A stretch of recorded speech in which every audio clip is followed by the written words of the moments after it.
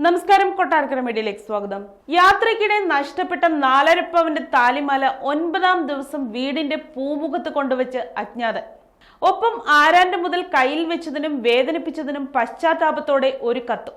Retired deputy tahsildar Poinachiparamba Lakshmi നിവാസിലെ V ദാമോദരന്റെ ഭാര്യ എം ഗീതയ്ക്കാണ് 3.5 ലക്ഷത്തോളം രൂപ വില വരുന്ന മാല യാദൃച്ഛികമായി തിരികെ കിട്ടിയത്.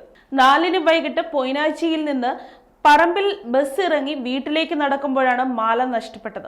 ബസ് ജീവനക്കാരെ വിവരമറിയിക്കുകയും മേൽപ്പറമ്പ് പോലീസിൽ പരാതിപ്പെടുകയും ചെയ്തു.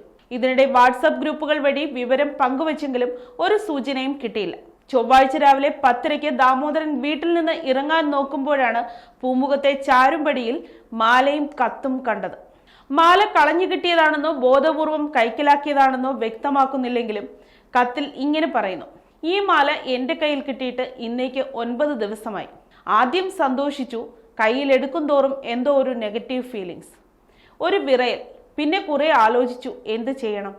വാട്സാപ്പ് മെസ്സേജ് കണ്ടു, കെട്ടുതാലിയാണ്. പിന്നെ തീരുമാനിച്ചു വേണ്ട, ആരാന്റെ മുതൽ വേണ്ടാന്ന്. അങ്ങനെ മേൽവിലാസം കണ്ടുപിടിച്ചു. എന്നെ പരിചയപ്പെടുത്താൻ താല്പര്യമില്ല.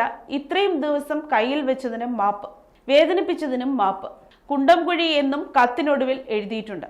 ഞങ്ങൾക്ക് ഏതായാലും മാല നഷ്ടപ്പെട്ടു. അത് ലഭിക്കുന്നയാളെങ്കിലും കഷ്ടപ്പാടുകൾ മാറി നന്നായി ജീവിക്കട്ടെ എന്ന് മാല നഷ്ടപ്പെട്ടപ്പോൾ തോന്നിയതെന്നും പ്രാർത്ഥനയ്ക്ക് ദൈവം തന്ന പ്രതിഫലമാണ് ആ മാന്യ സുഹൃത്തിന് ഇങ്ങനെ ചെയ്യാൻ തോന്നിയതെന്നും വിശ്വസിക്കുന്നതായി ദാമോദരൻ പറഞ്ഞു.